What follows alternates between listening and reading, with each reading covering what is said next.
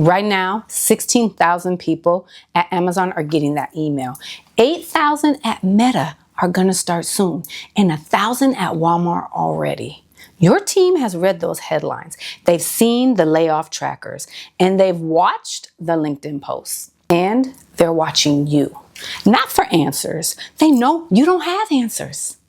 They're watching your face, your tone, and whether you mention it at all. If you're leading a team right now and you felt that weight in the room, the look that people get when they walk into your office a little too casually, the questions that aren't quite questions, this video is for you.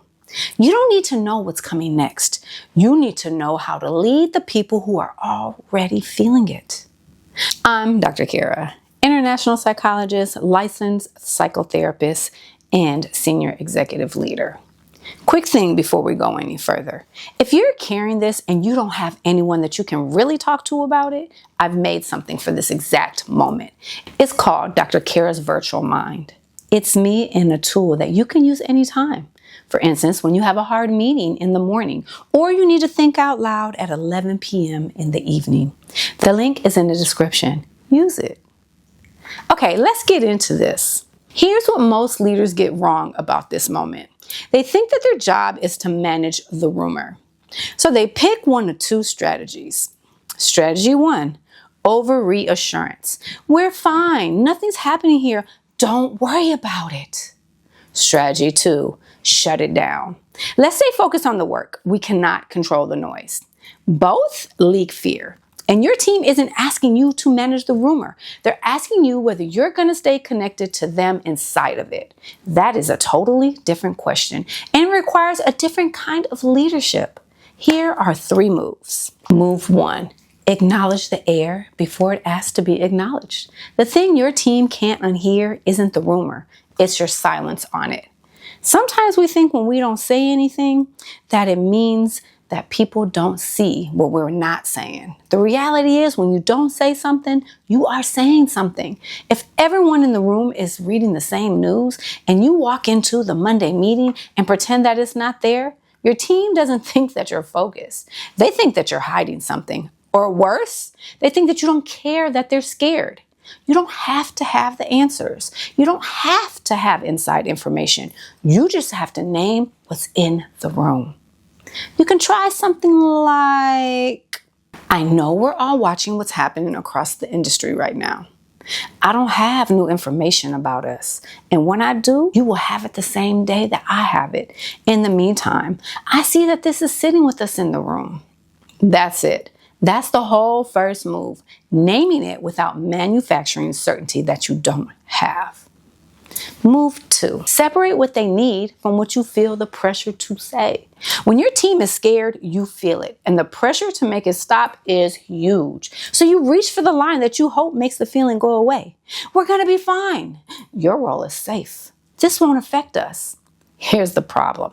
You don't actually know. And they know you don't know. So when you over reassure, you don't comfort them. You accidentally tell them that their gut is wrong. You teach them not to trust their own instincts.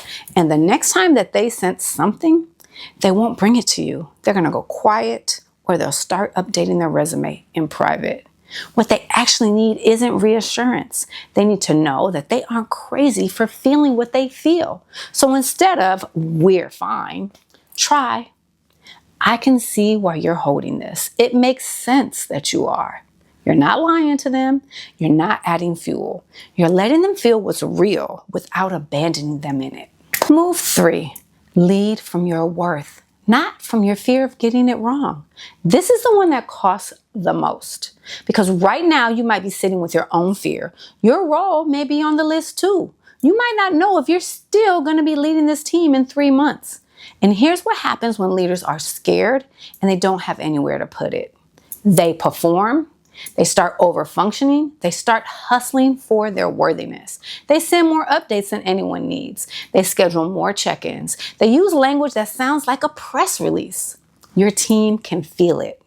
What they need from you isn't a performance of calm. It's actual calm. Even partial, even imperfect.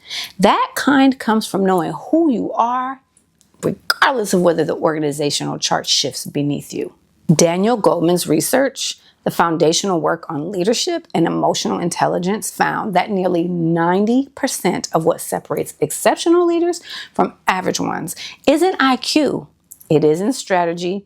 It is not even experience. It's the ability to understand and manage yourself while staying connected to others. That's not a soft skill. That's the skill. And it's the one that matters the most in moments exactly like this one. You can't fake it, but you can build it. You build it by knowing what you bring doesn't change when the organizational chart does. The way you listen, the judgment that you've earned, the way that people feel safer when you walk in. That's not your title, that's you. And nobody can lay that off. If you're leading a team right now and the rumors are circling, you don't need a script. You need to know what's actually yours to give. It's not certainty. You don't have that.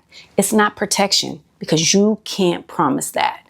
What's yours is your presence, your honesty, your refusal to abandon your people emotionally, even when you can't protect them economically. That is enormous. Don't underestimate it.